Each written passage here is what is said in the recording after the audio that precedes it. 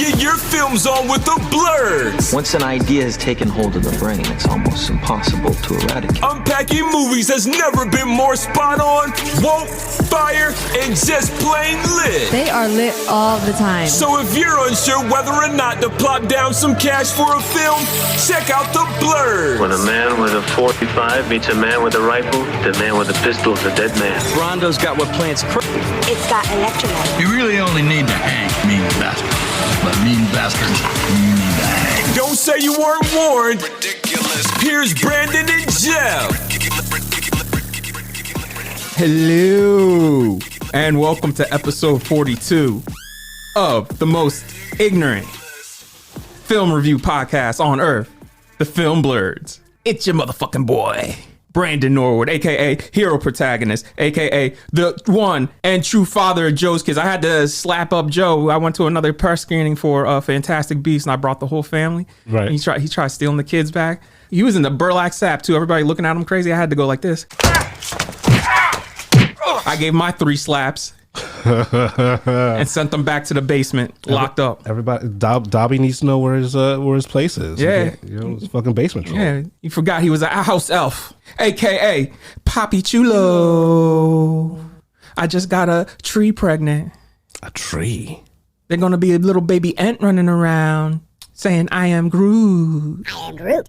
Man, just fucking everything, man. Just making all sorts of hybrids. I got that super sperm, aka the Glizzy King. We're back, beefier, meatier, stronger, messier, aka Mr. Krusty. It's trying to hear your dad harmonize as we, insert some crackers up in there, aka The Lethal Protector. aka Rough McGruff, still pulling rip and runs, abolished there, aka I won the lottery. Did you? With these nuts, aka B-Wood the Magnificent. Oh, wow. It is so hard to follow that.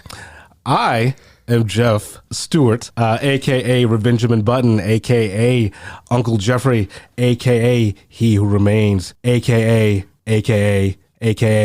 To Be Determined. And this is, are we 42 or 43? I can't remember. 42. 42. There we go. 42. I said right at the top. 42. No, I thought you were wrong. I was like, I'm trying to keep count. I can't keep count.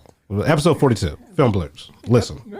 I got the show run down in my hands, man. All right. There you go. First bit of news. Friday night, right as I'm playing Uncharted, my brother busts in the room. He's like, "Yo, Will resigned." I was like, "What?" I pick up my phone. Yeah. I mean, that was gonna happen. Like he had to get in front of that.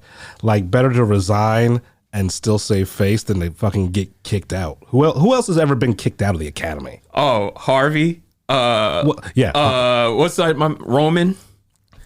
So sexual predators. Yes. Yeah. So yeah, that's not a good look. Harvey Weinstein or Roman Polanski and Will Smith. You don't want to be on that list. I think a couple of more, but they also they're all also diddlers. Yeah. So at least he could still win and he could still keep his Oscar. He just can't vote. You know what I'm saying? Right. Whatever. It's whatever. This shit never counts anyway. Right. It is what it is. Like we talked about it. They probably treat them ballots like they treat the 2000 election. You find them burnt in Florida. Some fucking hanging chads and shit. Yeah. But yeah, I mean, it's a move to save face, but it doesn't matter in the fucking long run. I want to talk about how he's now having projects drop left and right. Yeah, he ain't gonna be untouchable for a minute, right. But he'll be all right. Yeah, I mean, nobody's gonna completely stop working on him over a fucking slap. Right. Give it 6 months, people will forget about it. And honestly, this is Jada's fault. I mean, we also talked about that too. Yeah, I mean, it's because now I rewatched that Red Table Talk shit, and I was just like, oh, Will never fucked around. It was just her. Right, like she, okay. Like so. This is all Jada's fault. The thing is, like, and people are like, "Oh, it's the straw that broke the camel's back." It's like, yeah, because his business has been out in the world for the last year. You know, more like he's been clowned for the last turned into a fucking meme, dog. Right, you know, like this nigga's trying to hold back tears. They turn him into a meme. Like, I don't know what's more soul crushing than that shit. So, like, I mean, it is what it is. He shouldn't have done it. Everyone's talked at length about it, but bad. Yeah, I knew that it was coming. All the things I said last week, I was like, yep, I knew it. Hit every checkbox. yeah. So it is what it is. So Will Smith is no longer a part of the Academy, but no one cares. Yeah, let me vote in the Academy. I'll make your award show better. Right. I mean, like you said it the last week or a couple of weeks ago. They don't even watch the fucking movies. Yeah. So what does it matter? Yeah, exactly. All right. I can't believe this shit has risen from the dead yet again. Like, goddamn. Just let it die. They've been trying to do this now for the past 20 years. Like, yo, Brandon Lee died making a movie. Why can't the original just be a tribute? Like, goddamn. So there's a Crow movie. The Crow remake is back. Bill Skarsgård, the weird one, is going to be the weird Skarsgård. He's the weird Skarsgård. Yeah. He's the I don't want to call him ugly, but he's not as handsome as the other Skarsgårds. Like Papa Skarsgård is the actor. Right. Like Stellan is the actor. And then fucking what's this dude's name? Alexander Skarsgård. Yeah, he's ASAP Rocky. I be that pretty motherfucker. You know what I'm saying? That's just him. So yeah, Bill's gonna be Eric Draven, and Rupert Sanders is gonna direct. If you don't know who Rupert Sanders is, he directed the very problematic Ghost in the Shell remake, which that is another topic for another day. Yep. That we'll probably revisit. We should have a whole entire episode on whitewashing. Yeah, so we'll put a pin in that for another episode. And then he directed the Snow White movie, Snow White and the Huntsman, which also you got to put a pin in that because he did some shit where you're just like, my man, this is your first movie and you're gonna pull some shit like that. I didn't even see that movie, but it has nothing. It's behind the scenes. Oh yeah, where he got caught with Kristen Stewart in the truck. So put the pin in that. All right. So this is that dude. Yeah, like, all right, so we're getting another fucking remake of this. Jason Momoa was supposed to be in the last remake, right? It's been so many people. Like, at one point it was Bradley Cooper. Like, who fuck knows what's going on anymore? Right, and like, the first movie, it was all right. Oh, I love the first movie. Yeah. It's a product of the 90s. I mean, the comic is a product of its 90s. So why are they trying to resurrect this? Right, they can't, like, it's going to be watered down bullshit PG-13, but whatever. That's what Sandman's for, dog. Like, we got Sandman is the perfect goth comic to adapt. That shit has not aged. The Crow has. Just fucking let the Crow be. And the movie is the comic. Like, the only thing that's missing from the movie is the skeleton cowboy, and whatever. Those are cool scenes. But I mean, it's whatever. I'm gonna stop telling people how to spend their own money. So oh yeah, because we'll talk about a movie later that we're gonna do in our main review where I was just like, oh man, like I feel bad. Yeah. Like I just feel I can't like I know people. One popular YouTuber who we've mentioned before on this show, not by name, this person decided to say stop bullying movies, and it's just like, you know what? I'm not going to bully this movie because this movie is bullying itself. Like, that shit is sad. Or I got to a point where I was like, I feel bad making fun of it. Like, I didn't even, we'll get into it. It's just, this movie that we're going to talk about later in the main review is just so fucking predictable, paint by numbers bullshit. Like, I didn't need to see this movie. I knew exactly what was going to happen. Oh, yeah. This is what they used to make at Fox in the early 2000s. Yeah, it's like fucking. It's not as bad as their worst one. Yeah, like we'll get into it. We'll get into it, but like, yeah. So Ezra Miller's been arrested again for beating women. Got a call. They apparently was at a karaoke bar. Didn't realize it. A couple started singing and they attacked them. So here's the thing. If you find yourself accidentally in a karaoke bar, just fucking leave. My thing is, my man, you got money. Like, I would just tell my driver, like, yo, go get some liquor, meet me at the room, because I'm going to get a cab home or whatever, and then have some people come to my room. Or just fucking go to another bar. Just go to another fucking bar. You could do that too. Like, the hotel bar is always nice.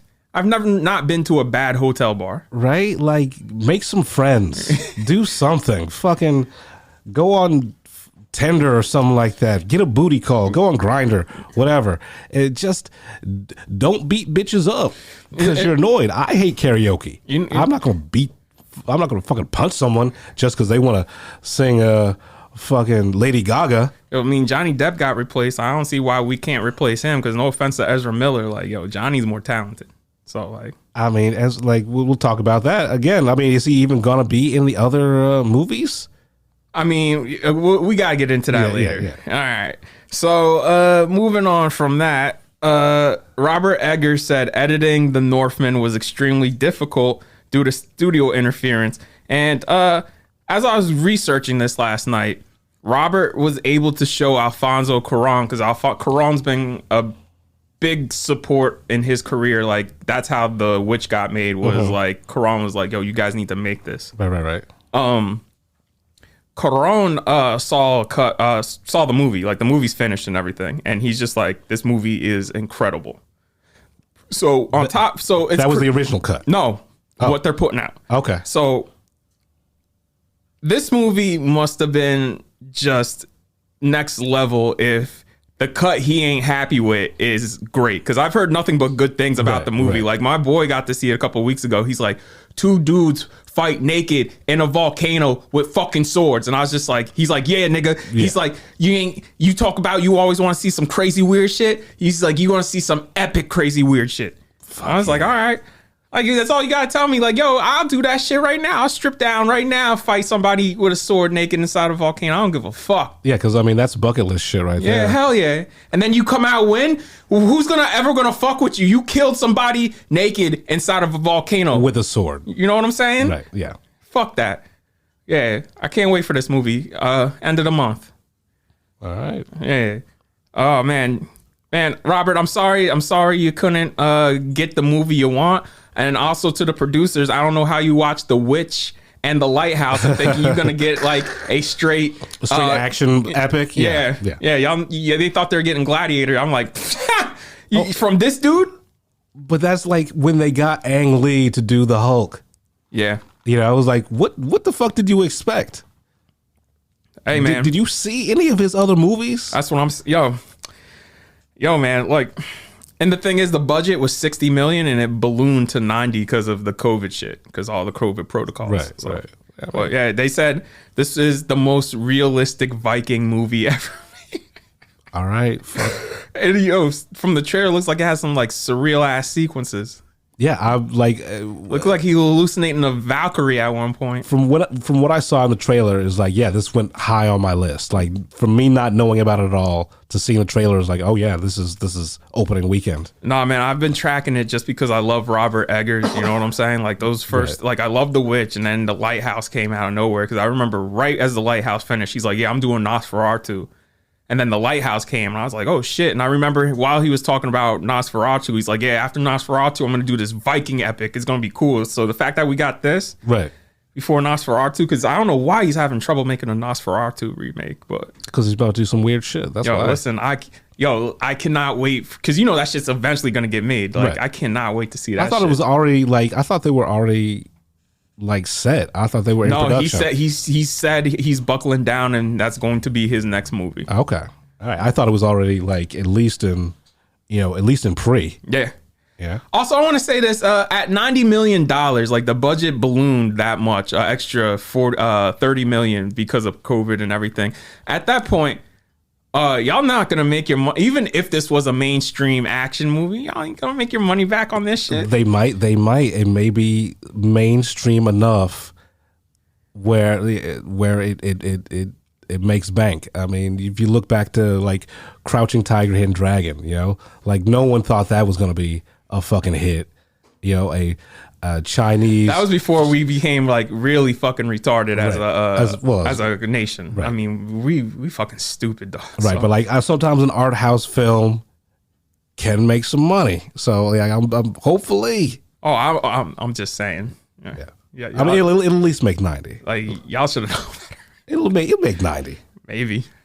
I mean, you've got a whole entire fucking Nordic Nordic people who watch that shit. True. All right, Jeff. What have you watched lately? What you watching?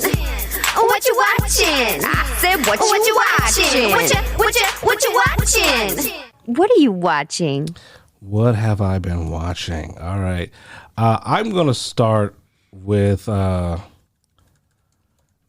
I saw on HBO Max on Friday. And it is possibly one of the best live comedy Rothaniel. Yeah, shows. that shit cut deep. Yeah, like I'm not gay either, but like right. I mean, just cut deep. Yeah, I mean, I had actually had a chance to go see it like live filmed. I just couldn't make it. Like I had tickets to see Rothaniel. Because that's at the Blue Note. At the Blue Note. That place is cramped though. Yeah, but I love the Blue Note, man. It is. Like, it's sitting in there. It's like sitting in a sardine can. I've had the most fun nights in New York just hanging at the Blue Note. But anyway, Rothaniel is, I don't even want to call it a comedy piece. It's like a therapy session. Yeah, he's basically telling a story with like jokes sprinkled in there. Right. And it is the most beautiful coming out story ever. It's raw.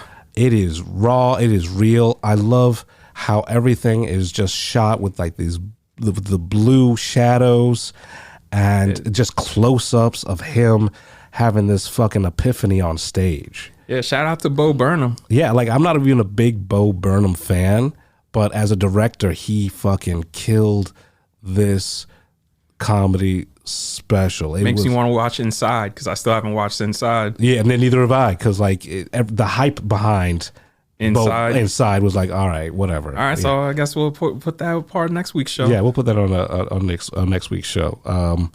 But yeah, like the close-ups and the way that like I liked Gerard Carmichael's comedy, but I wasn't like a huge fan. Right? But I saw his first two comedy specials. They were all right. But this is just something next level. This is like I don't want to say like I don't want to be hyperbolic about this. Right. Like, but it is beautiful. I mean, you're not lying. I mean, I watched it on a whim. Right. So. It is fucking beautiful. And you just have to watch it.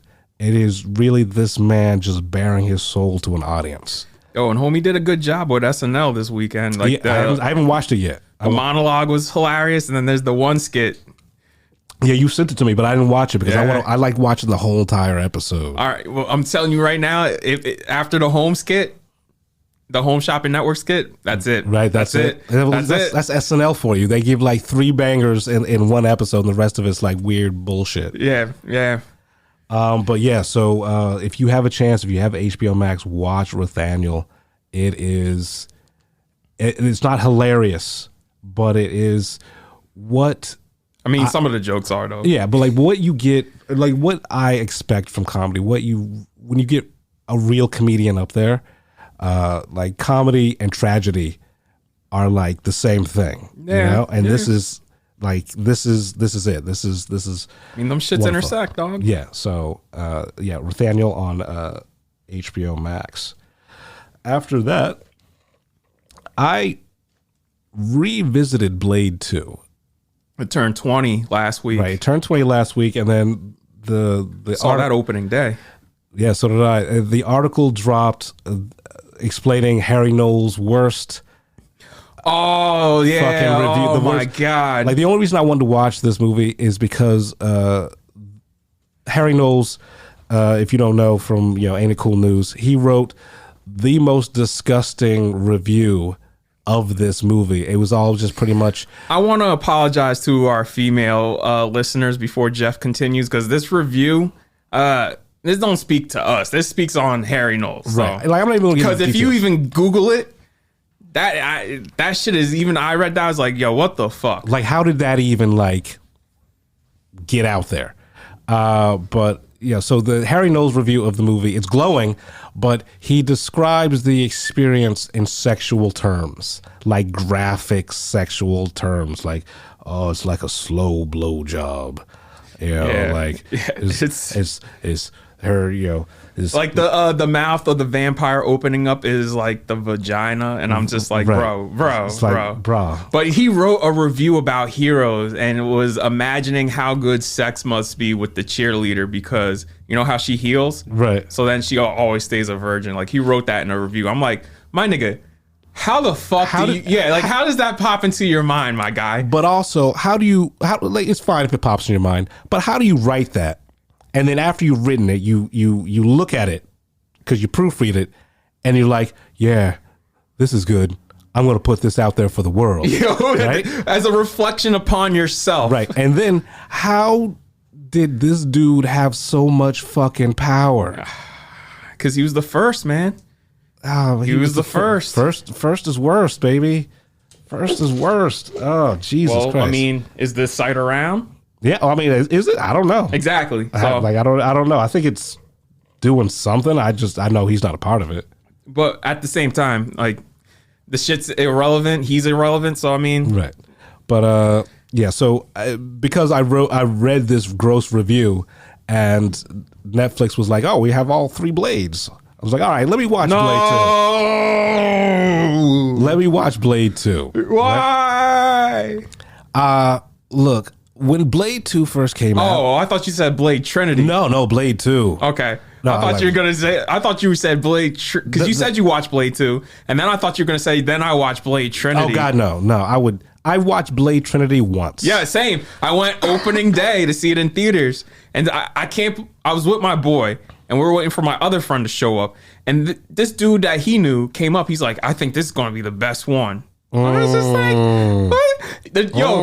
Even the trailers weren't as good as the trailers for 2. I already knew like this was going to be a lesser Blade, and then it ended up being a complete shit show. Who directed that? That was fucking David S. Goyer. Yeah, David S. Goyer.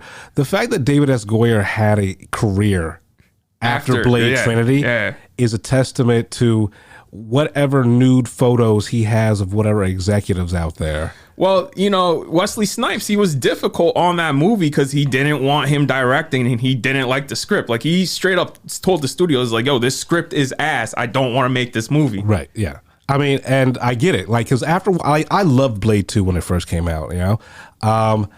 And watching it 20 years later. Still holds up. Some of it holds up, but some of it's like the first is better. Like, the first is definitely better. I watched them back to back recently too. I was just like, the first better. The first is fucking better. The longest time it used to be Blade 2, the best superhero movie ever, and you couldn't tell me nothing, nigga. And then I watch it now, like as like a 30 something, I just watched it and I was like, no, the first is better. Yeah, first one hits. Even that the truncated end scene with the fucking they had to reshoot for Blade 1. Oh, yeah, because that fucking works. Yeah, because we'll talk about the original ending for Blade during the main review. Right.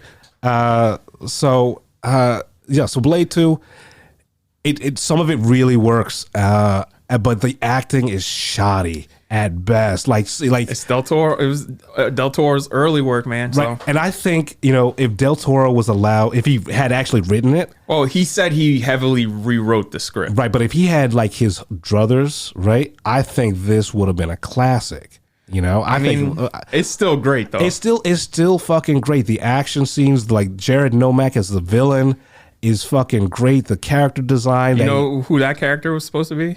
Who was that? Dracula? No. Who? That was supposed to be Morbius. Was it? That they couldn't get the rights, so they had to change it. Oh shit! They changed it to what is his name? It's Jared Nomak. Okay, yeah. Oh really? All right. And it was next level when it came to special effects, when it came to that shit they used in the Matrix. The fights were hard. The fights were hard. Like that was the first one of Donnie Yen's first English roles. Right. You know, like that nigga did the walking side kick up the dude's chest with the samurai sword. And the thing is, like, everybody was wasted. I wanted to see a fucking whole entire movie with the blood pack, dog. And now instead, what we get in the sequel? What did we get in the sequel? What was that group? What was that group called? That was Ryan Reynolds and I don't know. Jessica Biel. I don't know. I saw it once, man. I don't know. Yeah, there were another group because they were supposed to get their own movie and TV show. Yeah. Oh, that's good. God bless whoever made that decision to X that. It's just it was like literally everybody turned on that movie. Like as soon as that movie hit, everybody's like, no, sir. Like you're gonna follow Blade 2 with this, right? Because the original script was it was supposed to take place in Japan in the post-apocalypse where the vampires. I remember and that. They nixed it because like New Line's like, yo, it's way too dark, and I was just like, no one cares. It's a vampire fucking movie. Like make it dark. At this point, you might as well, because I mean, like, yo, three's another. We'll put a pin in 3. Right, put a pin in 3. But like 2, some of it's really fucking great, and you see where Del Toro was going, and some of it's just really just really fucking weak, and you can tell the studio fucking put their little grubby mitts in that bullshit. Like the whole entire narration intro. Oh yeah, right. Like you could X that out. Yeah. Like, and you could tell that was a fucking studio. It's like, oh, it might be confusing. It's like, motherfucker, just watch the first one and you know what's going to happen. I hate that how they had to constantly do that back in the day, like to catch people who didn't see the first one, who just came to this one. I'm like, nah. And I'm glad Peter Jackson's like, nah, fuck that. Go rent it. Go to Blockbuster, rent it, and then come see the new one. Right. So Blade 2, 20 years later, it's a good movie. It's not as great as I thought it was back when I first saw it. Blade 1 still champ. Yeah. Still. Yo, I want to say just the 4K Blu-ray for the first Blade. Beautiful. So good. Oh man. Chef's kiss. So good. Shout out to Warner Brothers and their transfers, bro. They know how to do a good transfer. Well, because sometimes they care. So after that, I was rewatching movies that I thought were awesome back in the day. I rewatched Tombstone. Yeah, it's all right. It was all right. It was okay. Like, I really would just cut it down to just the parts with Val Kilmer. Yeah. It was standard fucking late 90s action movie. It was fine. It was good. But it really was just Val Kilmer's acting, as Doc Holliday that fucking brought that to the next level. Yeah. I mean, it is. Yeah, it's what it is. I've saw. This is a movie I saw once, and I was like, okay, cool. Yeah, I've seen it a whole bunch of times, but like I've never looked at it critically. Yeah, like, I haven't either. That's why I've never gone back to it, because I would just remember my one time, just like, okay, cool. Yeah, like I'll be your Huckleberry, shit like that, So after that, we're gonna talk about everybody really should start considering getting an Apple Plus. It looks like you got some news. Yeah, my brother just sent me a news article. Yeah. Kid Cudi Muscudi has joined the cast of Silent Night, which is John Woo's new action movie. Okay. All right. So that is now, I think, Sam Worthington or Jai Courtney, one of them two, is the lead, and then you can't tell the Cudi. difference. You can't tell the difference between those two dudes.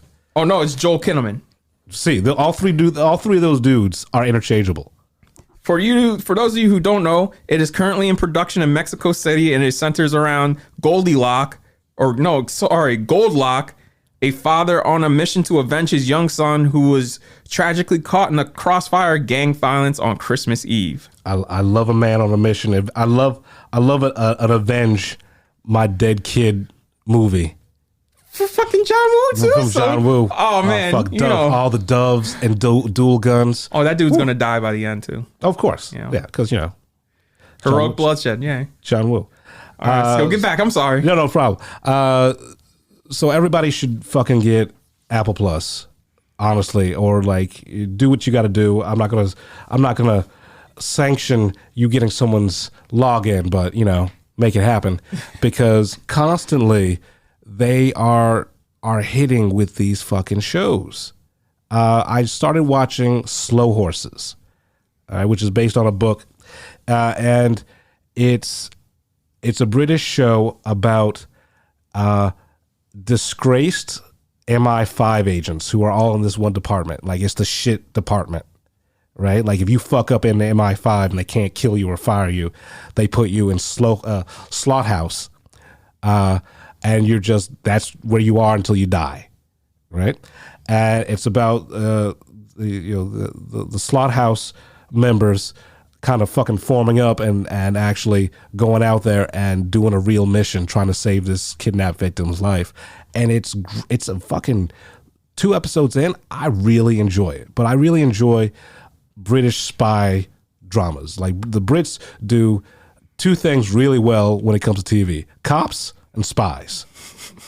You know, you can watch fucking any British spy drama or British cop drama, and you're gonna get wrapped up. And you know, Slow Horses is another one in that pantheon. It stars fucking Gary Oldman as just like this old crotchety, disgraced fucking MI5 agent who's just shitting on everybody. It's like his whole entire job there is to make everyone's life as miserable as his. But he's like the best spy that ever has been. He just fucked up somewhere. So, you know, Slow Horses, give it a try. And while we're talking about Apple Plus, The Last Days of Ptolemy Gray, starring Samuel L. Jackson. If this nigga does not get an Emmy nomination for this fucking role, I'm going to hurt somebody, because he is that fucking good in it. Like, it is a great fucking show. And it's, if you ever had to deal with family members or family members who've, you know, have some kind of degenerative disease and stuff like that, it'll hit you. If you're black, it'll hit you, because like there's some real fucking black ass family dynamics in that shit.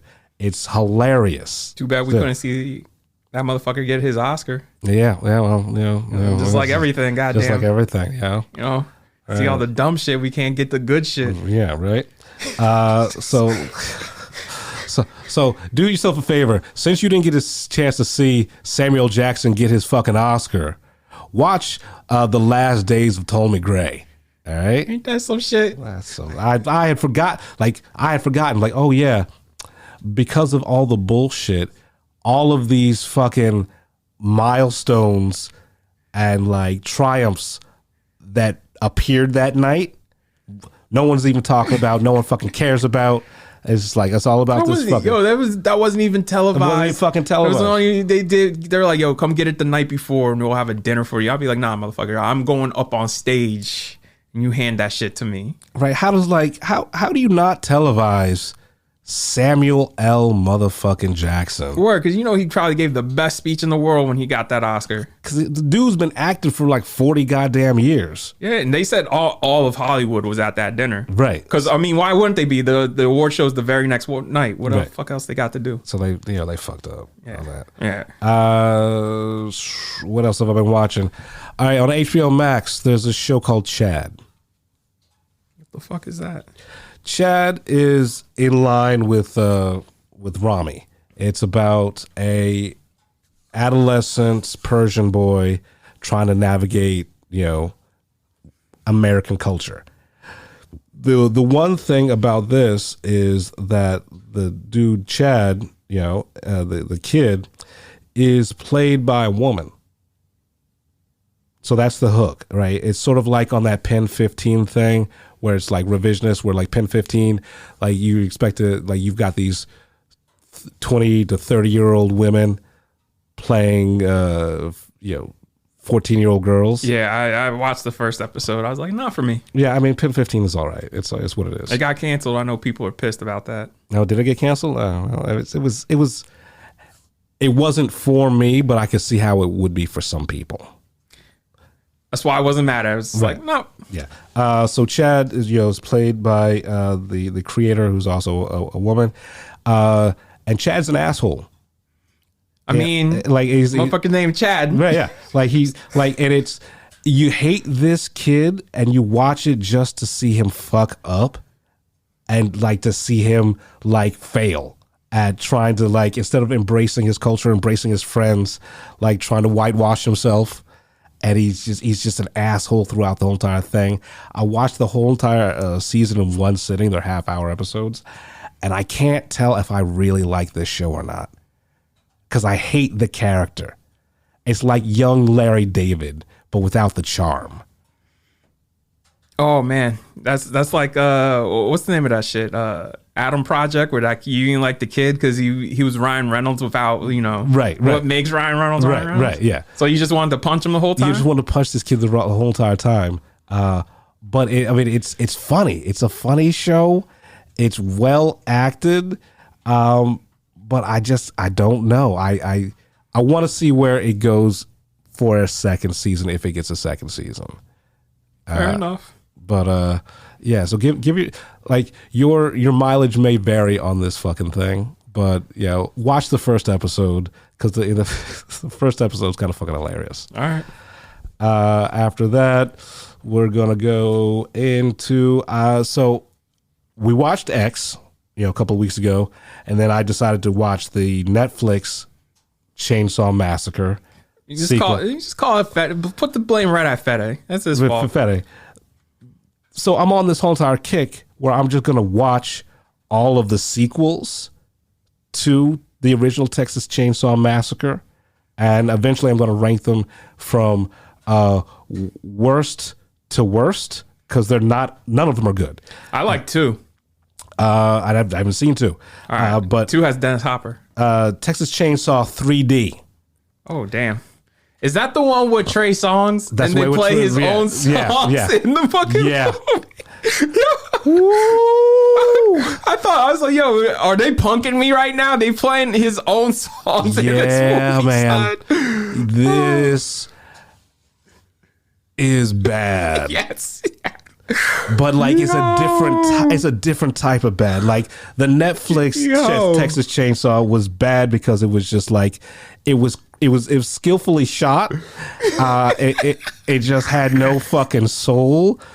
This fucking thing was a fucking dumpster fire rolled down a hill into a fucking another fucking diaper factory fire that then got hit with a meteor. That's how fucking cratered out this bullshit is. The only thing I can say that's good about it is it had Alexandra Diallo or whatever their fucking name is. Daddario, yeah. And then Tanya Redmore was in it too. I was like, them two? I was like, of course. At least that's the reason why I haven't turned it off, just because them two were in almost every scene together. Man, I fell asleep 5 times watching this bullshit. I didn't miss a goddamn thing. It was shot like it was fucking direct to video. Yo. Bullshit. I hate 3D, man. Like I hated that 3D Underworld? The 3D that like back in the day where it came at you, where they throw like a steak, like a pitchfork at you and it come at you. It's just like... Yeah, when they were trying too like fucking hard. Anaconda 3 or Piranha 3D. Piranha 3D, Anaconda 3D, every fucking 3D. I didn't get to see Piranha 3 Double D. I do want to see that. Oh yeah, that's maybe we should put that on the list. Oh God. Eventually someone's going to get a Texas Chainsaw Massacre movie correct. They did. I'm gonna watch 2. It's called X. Yeah, X. Yeah. It's the best Texas Chainsaw Massacre sequel ever. Yeah. So if you haven't watched it, go out and see it. I think it's still in theaters. Yeah, it's still in theaters. Because I bought a ticket to see that and walked into the movie that we had to review because No, it's so I support art. Fucking A24 baby. A24. And that's it. That's I could get into some other shit, but like that's I'm fucking like it's Texas Chainsaw 3D. It just fucking ruined me, man. Like I think it's Texas Chainsaw 3D is the COVID of fucking movies. Like I watched it, I couldn't taste anything afterwards. I couldn't feel any kind of joy. Yo, it was like a month or 2 ago. I started watching that, and I was like, "Oh fuck, I've seen this already." So, yeah. All right, let's get into Moon Knight because that's what I watched. That's what I remember watching on TV last week. This first episode of Moon Knight. Is it good? Yeah. The only thing it suffers from, and I talked to everybody about it, they agree, is it just has the Marvel factory look. Like Marvel, the only like Marvel TV show recently or movie was Eternals and Loki that stood out like visually from the rest of the pack. Otherwise, these all look like that fast food CGI, yeah, like, flat overlook lit, and they have it here for Moon Knight, and it's just that's the only thing holding it back. Otherwise, this shit is weird. Oscar Isaac's killing it. Ethan Hawke's killing it. The story's actually intriguing. Like, you know what I mean? So I'll give this a look because like I even asked you at our last screening. I was like, oh, doesn't Moonlight Night come out? He was like, yeah, man, it comes out today. I was like, maybe I'll watch it. Yo, the first scene before you even see the Marvel Studios logo, Ethan Hawke takes a piece of glass, wraps it in cloth, breaks it with a hammer, takes the shards, puts it in his sandals, and then puts his sandals on. Oh shit! Okay, all right. Yeah, fucking Ethan Hawke, baby. Yeah. He was talking shit about Marvel. Now look at you. Hey, you man. in one promoting them. Look, happy about it. The check's fucking cleared. You know what I'm saying? The check's fucking cleared. All right. So outside of that, I didn't really watch much TV outside of Atlanta. Like the episode 3 of Atlanta, which is wild. Everybody fucking up, man. What? Everybody's fucking up. Lately, do you want to talk about Atlanta, or like, do you want to like? I think this is going to be the first of a 2-parter because this episode does end on a cliffhanger. So let's see what happens next week. Yeah, but like this episode was wild. Yeah, Atlanta, like second season was about the black experience, right? And this third season is set up for being about the black experience through white eyes. Yeah. You know, and it's fucking Atlanta, man. It's wild. Some wild shit happens, son. All right, so moving on from movies, let's start because we saw the third Fantastic Beasts. I watched the first 2. I rewatched the first 2, and I just remember the first one. That is a movie by a schizophrenic because goddamn do the tones change and shift. Nobody in this fucking movie is likable except for Newt and Jacob and Queenie. Yeah. Like Tina. Tina's a fucking narc. Yeah, man. The only time I felt bad for Tina is when she's doing her job to become an R again. Like, that's the whole thing. She's like snitching on people to become an R again because she lost her R job.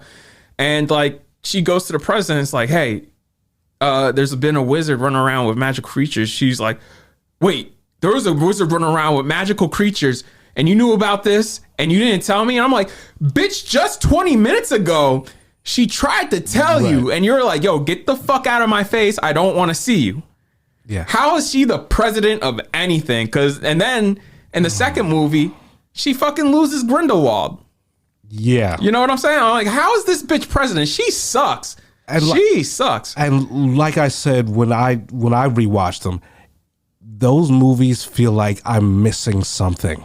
Like there's a movie somewhere in between those 2 fucking first movies. Well, yeah. Well, oh man. And here's my thing. It becomes like a treasure hunt for the monsters, and then a whole Wizarding War movie, and then you got another fucking storyline with a senator and Ezra Miller shit, and it comes together so sloppily.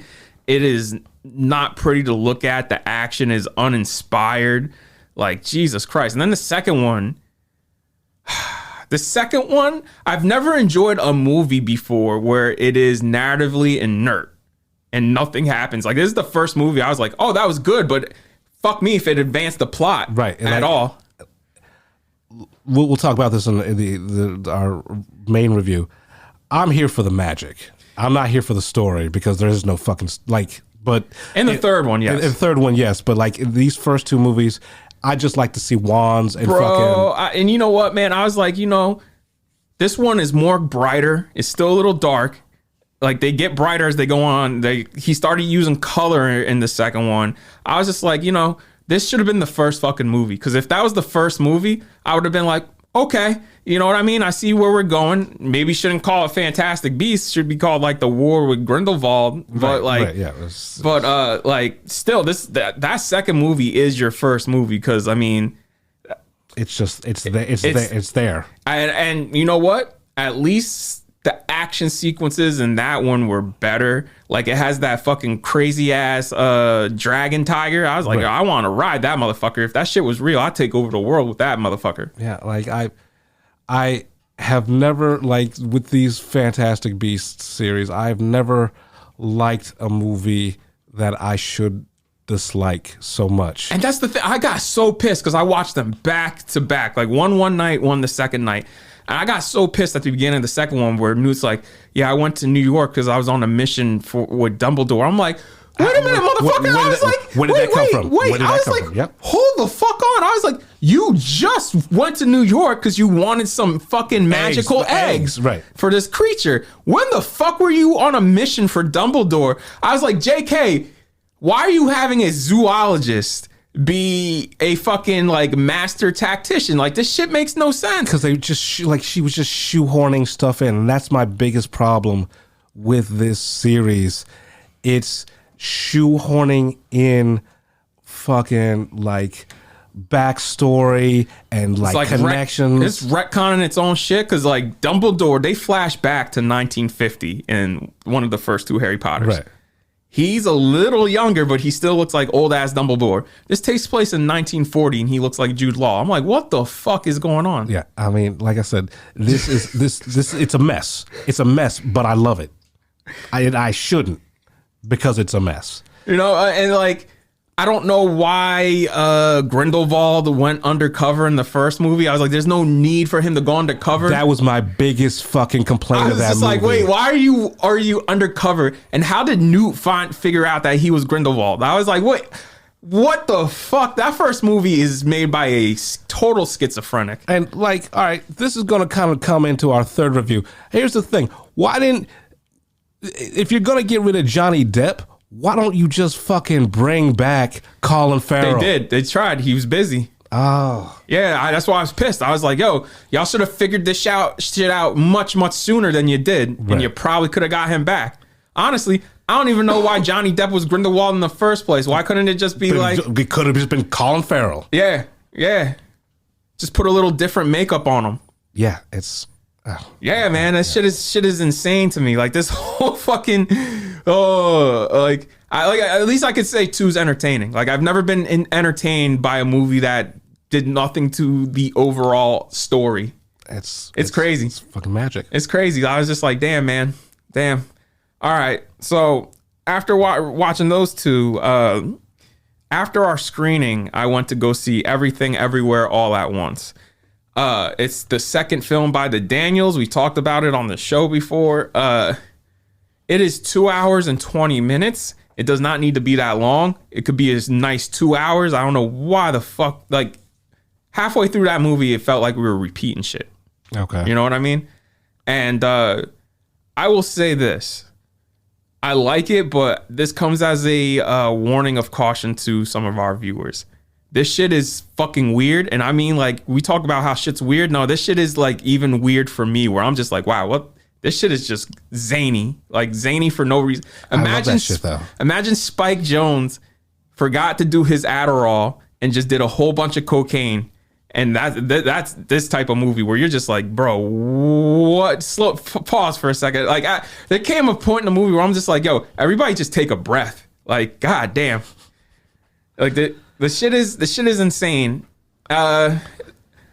Somebody I heard on walking out, somebody said a lot of that was silly just to be silly, and I was like, no, that's the style of the movie, that's the flavor of the movie, but it is zany. Well, I mean, that's the Daniels style, though. But you know, like, but Swiss Army Man never reached the heights this reaches, where you're just like, yo, guys. But if you watch, like, because I've been following the Daniels since they were like doing music videos, and they showed a lot of their videos during the pre-show. Did they? Yeah. And like, there's some weird cats, you know. So I think I might like this shit. But like, that last 15 minutes, it hit me.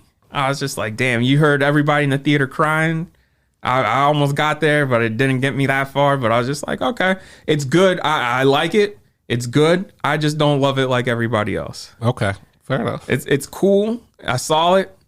Cool. All right. Okay. You know? Do you think on repeat viewings you may enjoy it more, or you never have to see this again? I'm going to wait till video to decide that. Wait till it hits streaming somewhere. All right. You know? Good sound mixing, though. Like, goddamn, that sound mixing is incredible. Well, I mean, you know, and it played well because it played in IMAX for a week, across the nation. Yeah, because it's not getting a wide until this week. Yeah, but they did do a IMAX release, a wide IMAX release last week for it, and they sold out all their shows. So I was like, okay, well, it does shift aspect ratio, so I understand why it's in IMAX. And again, it will make sense once you see the movie. All right. That's for the main review. Saw Moonshot Thursday night. It's the new movie on HBO Max. It's a teen, like, romantic comedy drama type deal about this girl. She's going to Mars. She books a ticket to Mars because she wants to visit her boyfriend, and this other dude sneaks aboard because he's too poor to afford a ticket to Mars because he wants to see his girlfriend, and you know how that goes. Yeah. You know, like I said, it's not painful. Good sound mixing. I played it, and then Dolby Atmos popped up on my soundbar. I was like, oh, word. I was like, all right. So, I mean, I can't be too mad at the shit. Yeah, it keeps on popping up, like, stuff I may like, but I didn't. Yeah, we'll save that for, you know, I'm not going to tell you no if you want to watch it, so go ahead and watch it, but, you know, it's for teens, you know? It's fine. Yeah. Saw Sonic the Hedgehog 2. I'll save that for next week for the main review. Okay. But I want some glizzies now. I want some chili cheese glizzies. I wish the Draft House was bringing back the menu for that movie, because they had a menu for the first Sonic the Hedgehog. What was the menu for the first? So you had the chili cheese glizzy, right, with power rings. You know what the power rings were? Onion rings? Yeah. Oh, Jesus Christ, that sounds delicious. And then they had this like power up milkshake where it's like a berry vanilla milkshake, and they put fucking Fruit Loops at the top for the power rings. I ordered 2 of those milkshakes. Like everybody in the theater ordered 2 milkshakes. So you drank that, you're like, what the fuck? Like everybody kept ordering them milkshakes to the point where they were like, yo, we're out of milkshakes. Yeah, but I remember eating that and then I was like, yo, give me a cup of queso. And they're like, okay. They brought out chips and queso. I said, no, just the cup. Queso. And they're just like, okay. I poured that queso on that dog, dipped the fucking onion rings in that queso. Oh man, they need to bring that menu back. Yo, I'm starving right now. I'll go see Sonic in the movie again if they bring back that menu. I'll go to Draft's house. That sounds delicious. Yeah, because I went with my coworkers when the first one came out. Was that you? Were you high? Oh hell yeah, nigga! Were you high? My boss was not happy. He's just like, oh god damn it. I was like, what did he expect? I was like, nigga, you getting drunk? You're getting drunk right now. Yeah, I didn't give a fuck, man. I had a good time. The first one is exactly what you got when you go to see a movie called Sonic the Hedgehog. For a kids movie, like that was good. Okay, you know, like the first one. All right, well, we'll talk about the second one next week. They gave us free popcorn, candy, and I know when you texted me, it was like, God damn it, I should have went to that one. Yo, guess what? I was like Superman, my guy. Like, so when I got that popcorn and candy, and they gave me 2 bottles of water, I guess because they saw my eyes, they're like, yo, you need to drink some water. It was like, are you about to have a stroke? I was sitting there happy eating that popcorn. The way I was eating it, people were like, yo, is this nigga okay? I'm just fine, baby. I'll recommend this. Don't get too fucked up and see Sonic the Hedgehog, because you might melt to the sea to run through them power rings. I was like, oh no. That is a rousing endorsement for Sonic the Hedgehog 2. Get real smacked. No, don't. See, let yourself get a good buzz. All right. And the final thing I'll talk about is yesterday I popped in the 4K Blu-ray for The Godfather Part 2. It was my second time seeing it. Like, I've seen the first one like a million times, only seen the second one once. I've seen 3 more times than 2. Really? Yeah. How do you end up seeing 3? Just because people say how bad it is, and I don't think it's that bad. Like, I like 3 better than 2. Oh, wow. And I'll get into it. Okay. So let's start off with what I want to say, which is first and foremost, Godfather doesn't need a sequel. Like, watching this again, I was just like, okay. Yeah, Godfather didn't need a sequel. Right. Like, the prequel part I know is from the book, and they couldn't put that in the first movie just because, you know, they couldn't. So I get why they did that. And then I know it's a juxtaposition to Vito's rise is a juxtaposition to Michael's fall, but like Michael's fall, I was just like, it's all predicated on Mo Green. I'm like, who the fuck cares about Mo Green? Like, I'm looking at Hyman Roth. I'm like, first off, you're an old ass man about to build an empire in Cuba. Like, fuck your best friend, nigga. Like, you're trying to get revenge on the dude who outmaneuvered the heads of the 5 family and murdered them all at once. If that was me, I'd be like, yo, listen, whatever you want to do as long as I get to make my money. Like, fuck that. I'd be like, Mo Green, you were a cool friend, but, you know, you dead. I'm still alive. Come on, man. And Fredo pissed about Mo Green, too. That's why I'm like, yo, fuck Mo Green. Mo Green was a nobody, bro. God damn, y'all.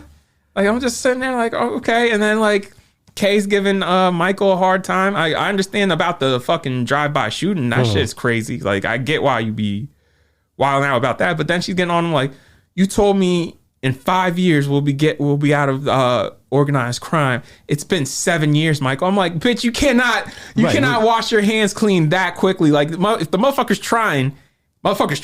Right. It ain't gonna be that quickly, bro. There's so many working parts. He's trying not to get y'all killed. Like, I was like, oh, Jesus Christ, man. So like, I will say the cinematography in 2 is better than 1. Like, rewatching, I'm just like, bro, this is lit immaculately, shot immaculately. The production design in the prequel part, god damn. Like, they got 10 times the budget than the first one than they did this one. Like, the fucking...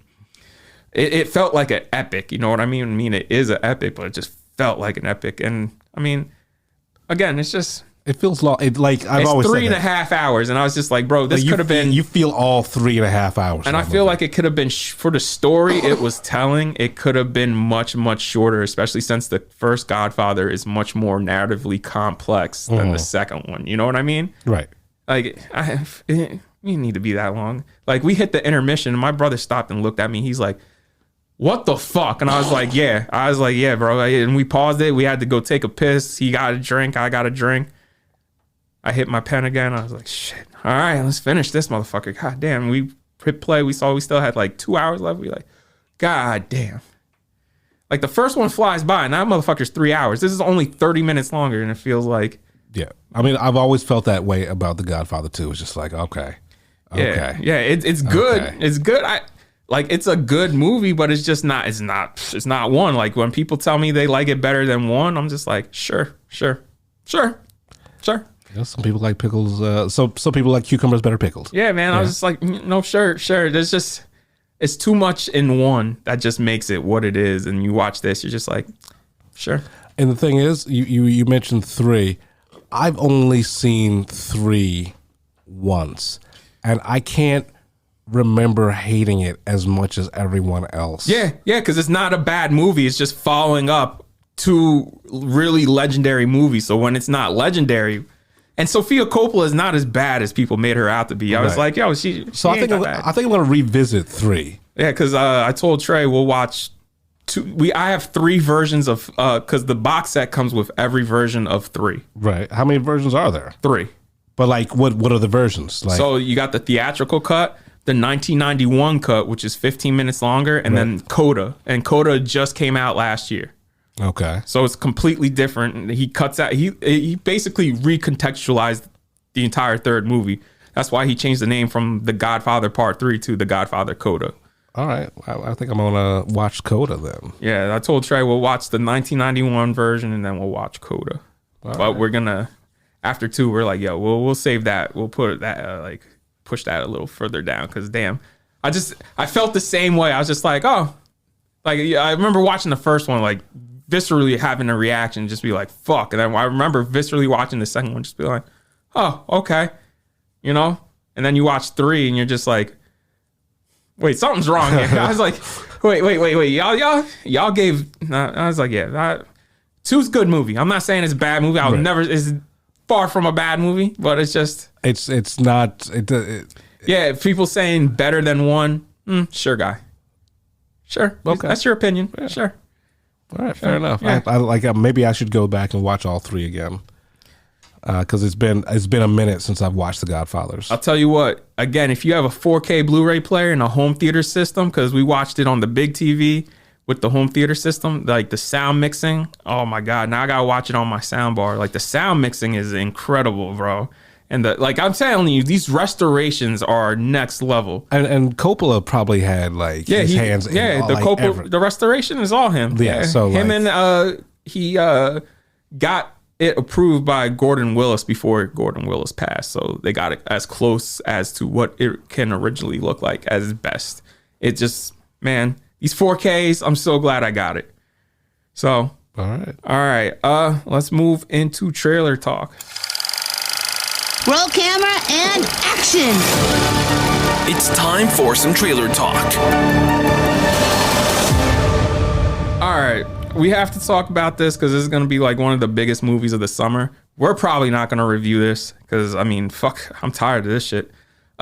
Minions, The Rise of Gru. They basically show you the entire fucking movie in the trailer.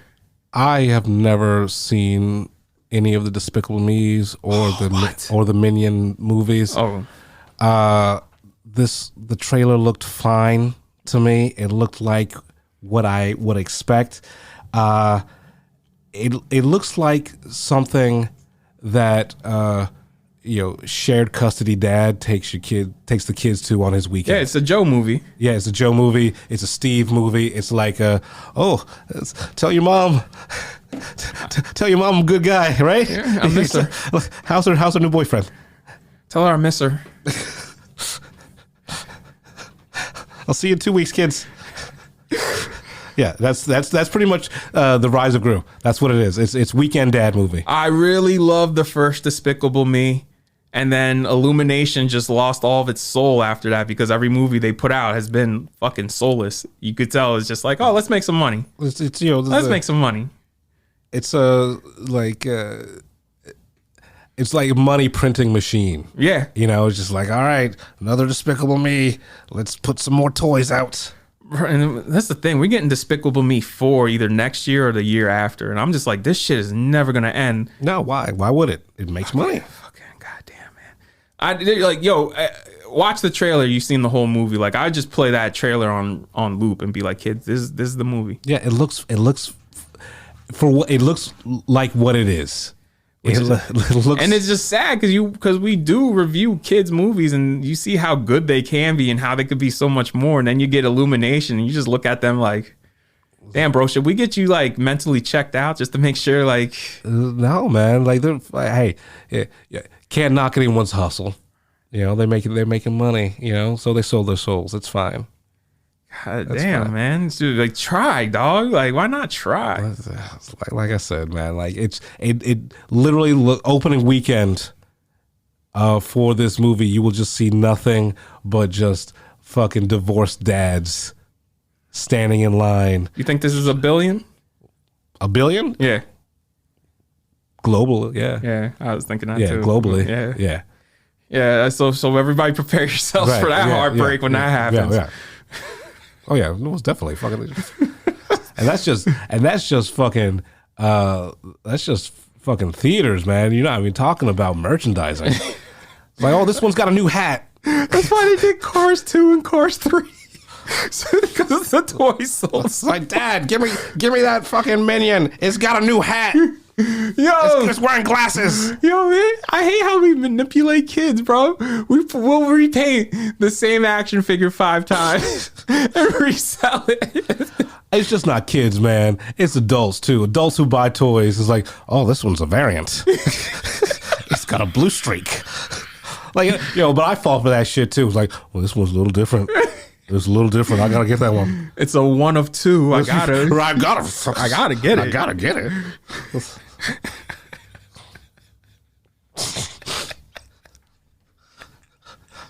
You see the stripe? It's a stripe. Yeah. So yeah. That's that and buy yourself a new pocket pussy. It's the Jenna Jameson edition. I have the Belladonna, but I don't have the Jenna Jameson.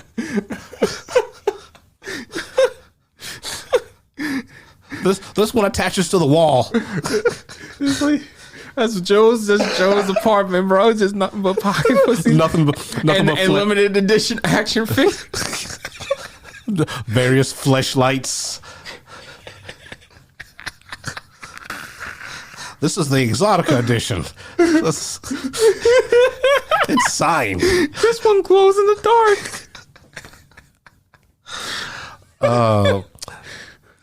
So this. If you're a nerd, you understand you that. get it. You get it if you're a nerd. Yeah. Or you've been around a Joe. You'll get it. You'll fucking get it. Oh, shit. All right, let's move on to our main review. And now, the moment you've been waiting for. The Film Blurds feature film review. All right, we want to start with motherfucking Morbius. You want to know something? My favorite part of the movie was the opening and end credits because at least that was cool with some cool music. You know, this movie's fucked up. When the best part I can say is, the graphic designer did some hard ass shit with the credits. The way that M flies at you. The way that purple M flies at you. With the music. That M was hard. Shout out to that graphic designer. Like, make me a logo, nigga. All right, so Morbius. Let's get into this motherfucking movie's ass. The thing is, I don't hate this movie. I feel sorry for it. Yeah. I mean, to me, the worst, it reminds me of those Fox movies from the early 2000s, like X-Men The Last Stand, fucking the Fantastic Four movies. And the worst one of all, not Daredevil. That's not the worst one. Which one? Which one? Elektra. Oh, I forgot all about. I forgot Elektra got her own fucking movie. Because I've seen every Marvel movie opening night, and I just remember everybody's like, "Nah, I'm not going with you, B." They're like, "I'm just like," so I went by myself. I was like, "Fuck it," and then I sat in the theater. Tell me how AMC Hamilton before they closed down, they put me on the smallest screen. It was just me and one other person, and we both looked at each other once that movie ended. I was just like, "Damn." I mean, you're lucky you got the small screen. I mean, they should have just given you the fucking work print and a fucking a projector. I was like, here, go outside. I was like, damn, Jennifer Garner, you didn't deserve this shit. They did her dirty. But, fuck. Some more. It's just boring. It's like, it's not bad. Yeah, it's not. It's not bad. It's boring. Yeah, like, it's a problem when Matt Smith is the best thing in the movie, and I don't like looking at him because he just looks weird. So he kind of makes me uncomfortable. Like, I can't tell if he's handsome or not. Like, it makes me uncomfortable because he just looks weird and he kind of looks evil. The weird evil. Yeah. So it's uncomfortable for me to watch him. And you have seen this movie literally 30 times. If you couldn't pick out the fucking story beats in this, then welcome to life. You're new to this planet. You're new to entertainment because nothing about this was fucking original.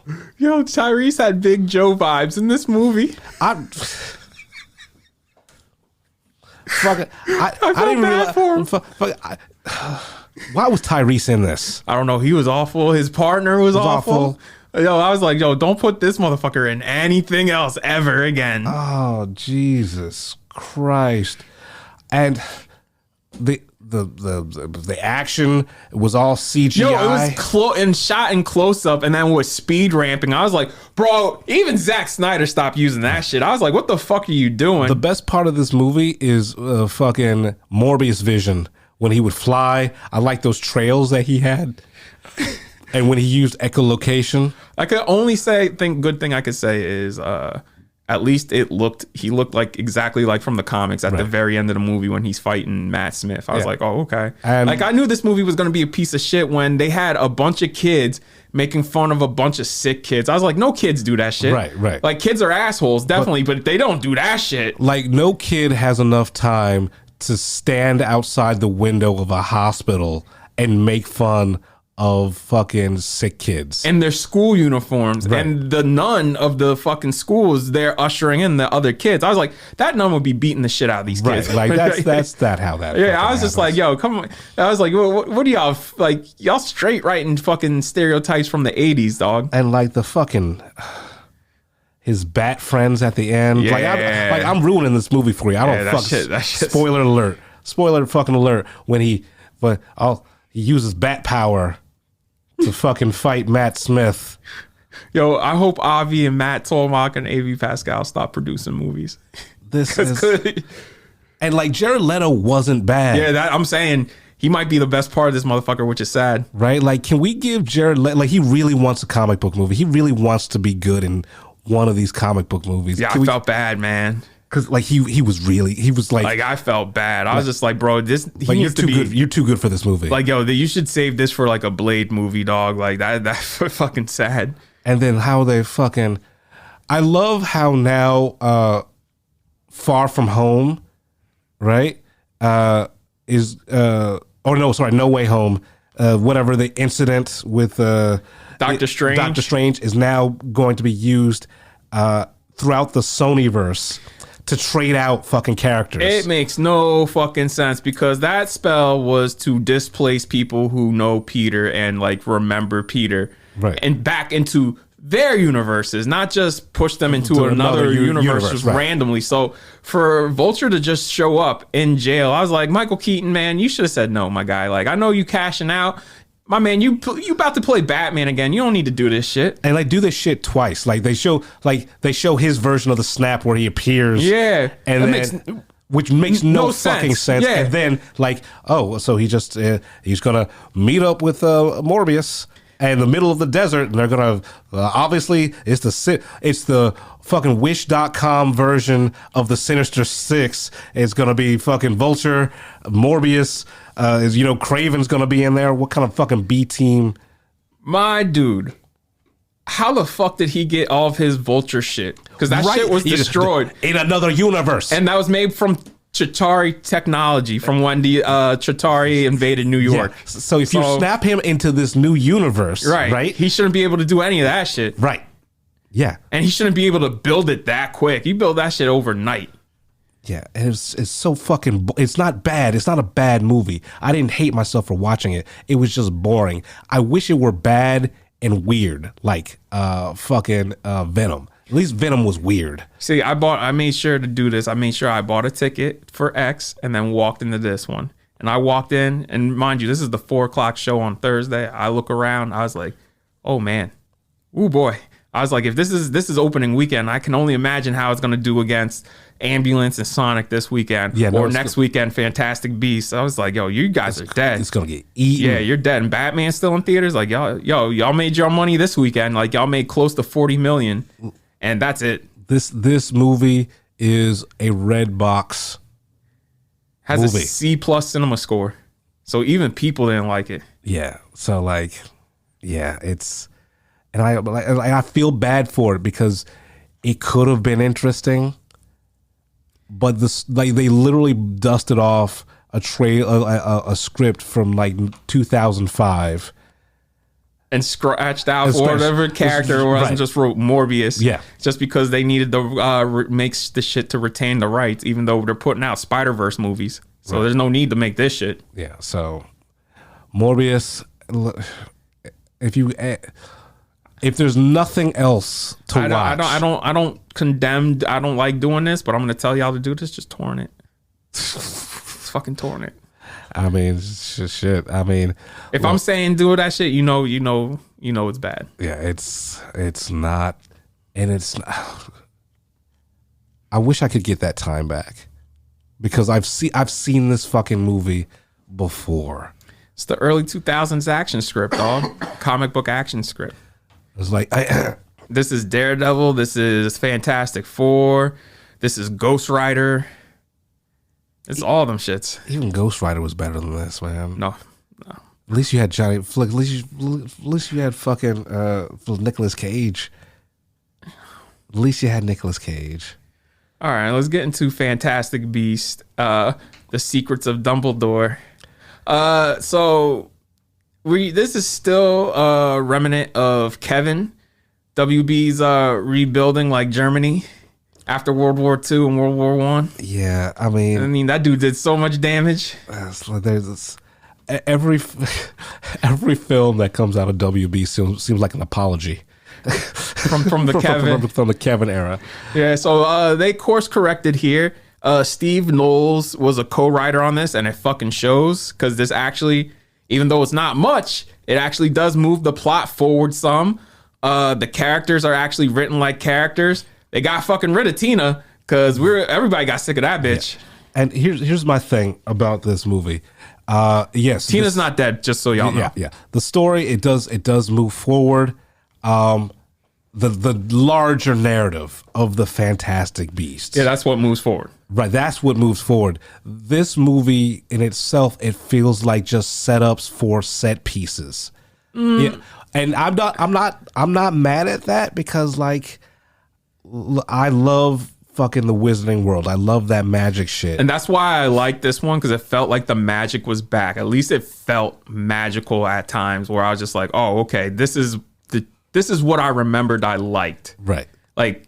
At least this movie had a pulse. Like, it looked like David Yates was awake for this one instead of just sleepwalking through the shit. But some of the story threads were needless. I don't like how at the end of the last movie, some people who jumped in Grindelwald's camp, you're like, what and why? Well, like, why? Exactly. And then they go back to where they were at the beginning of the last movie, where I was just like, why'd y'all jump to that side anyway? Right. What was it about? Like, yeah, that was. See, fucking. This feels like the second part of a trilogy. It feels like whatever comes next should be it. That's the problem. It's like this feels like a part 2 in a trilogy.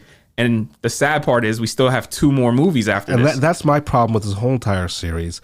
It just feels like it's building up towards that last movie instead of being its own movie. It is this was originally a trilogy, and it feels like a trilogy. Like they should have just said, hey, JK, keep it a trilogy. You have a whole entire Wizarding World, dog. Like, let's see the school in America that they talk about. Like, let's see some wizards in modern times. Like, I'd like to see what wizards and witches are in 2022. Like we there's so many avenues to explore, and like, yo, that's why like once this shit's done, like JK gotta go, and like JK has to go, and like the Credence character. Yeah, like why is he still around? What he's on his last legs too. I don't understand why he is here. Yeah, he's such a needless character. Like you can excise, like he's literally there in this movie for an information dump. Honestly, and he's got one battle, info dump. Well, he's part of the title, right? Because you find out in the last movie he's a Dumbledore. How did Grindelwald know that? Fuck if I know. Fuck if I know. You know, Dumbledore didn't even know that shit. Right? And like, well, Albus, we should say Albus didn't know that shit. And like, I enjoyed the movie, but it's not a good movie. I think it's a good movie. I just don't think it's great. Like that's the problem. Like a lot of these Harry Potter movies that we got leading up to the finale, they were great movies, right. And like. This is a good movie because you feel the magic is back. It moves the narrative along. This has some of the best duels in the entire series. Like the battles, the magic is on point. Like the creatures are actually magical this time. I was like, oh, okay, these are some cool creatures. Right, and like, but like the whole entire escape from the dungeon, right? That's cool. See, that goofy shit didn't work in the first movie, but it works here because. It came at a point where you needed some levity. Right. But it's just like they could have set that up a lot better. I was fine with it. You know, like, and... Oh, just as a heads up, if you're expecting an explanation for how Johnny Depp turns into Mads Mikkelsen, there is none. No. And who gives a shit? Right. They probably used like the potion, the polyjuice potion, like a stronger version. Oh, and here's another warning for you. People are going to get real mad at this. Dumbledore... is gay, like 100%, like no, ifs, ands, or buts. So middle America, if you were mad at turning red because they talked about twerking and periods, you're gonna be real mad when you see Mads and fucking what's his fucking name? Dumbledore, but Jude Law. When you see Mads and Jude Law fucking having dinner. Yeah, I mean, going forward, yo, like, I really think if I was running WB and I saw this movie, I'd be like, okay, so this is what's going to happen. We're going to do some more shit in the Magic Wizarding universe without JK, and then this next Fantastic Beast got to be the last one. And we also can't have Tina in this shit again. Yeah. And I was mad. that's nothing against Catherine Waterston. She's a great actress. It's just her character. The character's horrible. Yeah, like come on. If they had a dude come in after JK to rewrite this shit, and he's just like, yo, we gotta get rid of this bitch. You know, it's a problem. And like, there's so many avenues they could have gone with in the wizarding world. Like, we never explored the anti-magic community. That's in the first one. In the first one, that could have been a whole entire fucking thing. Yeah, the senator shit could have been its own entire. That's why that first one's like 8 different movies. And like, I still don't know why Mads is so mad. Like, I don't know why Grindelwald. I don't know why Grindelwald is so mad at Muggles, like extermination level. Did we ever get an explanation for that for Voldemort? Because Voldemort tried to do the same thing. I don't know. Yeah, I don't know. But like, it's just. But over, at least in the original Harry Potter movie series, like, they built up the Voldemort. You know, like, right. So I don't need. I didn't need his specific reasoning because he was a present force throughout all of those movies. You know, for here it's just like, all right, we need another Voldemort. Well, I mean, Grindelwald they do talk about in the in Harry Potter stuff, and I do remember that was one of Dumbledore's part of his backstory. Is like, yo, he was part of the greatest duel of all time. It was him versus Geralt Grindelwald, the best duel of all time. You had to be there to see it. Well, I guess we're going to get to that. And here's another problem I did have with it: the spell. What spell? Their blood pact. Oh yeah. How the fuck did that get broken? They say it in the movie. He was there to his spell broke itself because he was there to kill and he defended, and so it reversed the effects because.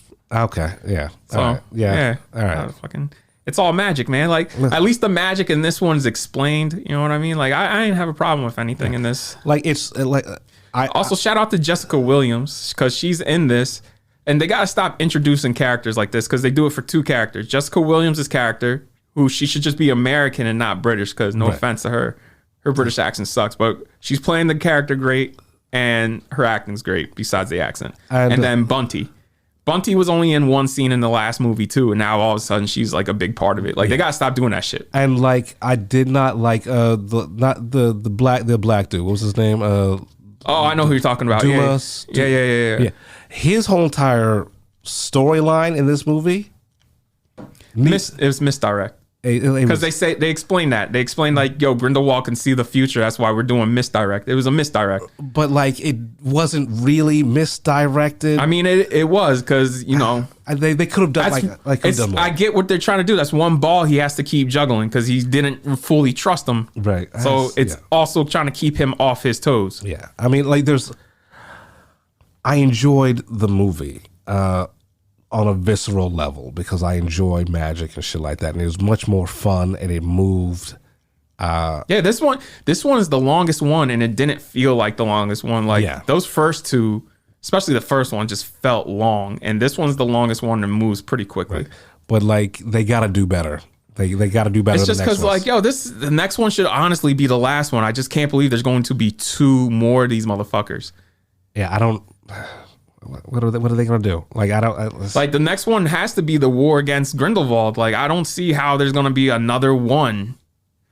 Well, my thing is like, we're back at Hogwarts in this one, and these fucking Slytherin motherfuckers are giving out chocolate covered cockroaches. I'm like, yo, if I was Dumbledore, I'd have ours in the school as undercover teachers to be like, yo, investigate every fucking Slytherin. Because think about it, yo, the head of the house, Salazar Slytherin, built a head, a fucking statue head of him, and decided to keep a giant serpent to kill people who weren't in Slytherin in his own head of his statue. Who the fuck does that? WB, I want story credit for this. This is what we're gonna do. We're gonna do an offshoot of the Wizarding World. It's gonna be 21 Jump Street in Hogwarts. You know what I want to do? Let me make my own Hogwarts movie where it's like Faces of Death. Because there's like half the student population should be dead just because they got fucking centaurs in those woods. They got man-eating spiders in those woods. The whomping willow takes you out. They got fucking of the fucking basilisk in the basement. They got fucking moving staircases. Ghosts. How about we just do that? We just remake every teenage movie in all these magical schools in the Wizarding World. So you got in Japan, the Japanese fucking Hogwarts version, you just do a remake of Battle Royale with magic. Because if I was a serial killer, I would have a great old time at that school. Like as soon as the staircase moved, push that little. Yeah. So like there you go. I got reboots. Negligent ass school. I got reboots for days. You don't need JK. I got you, baby. If I was a parent, I'd be like, this is the most irresponsible thing we could do is send our kids to fucking Hogwarts. It's fucking negligent. Motherfuckers getting poisoned and shit. Like what is the insurance policy for a magical school? Like motherfuckers just dying left and right.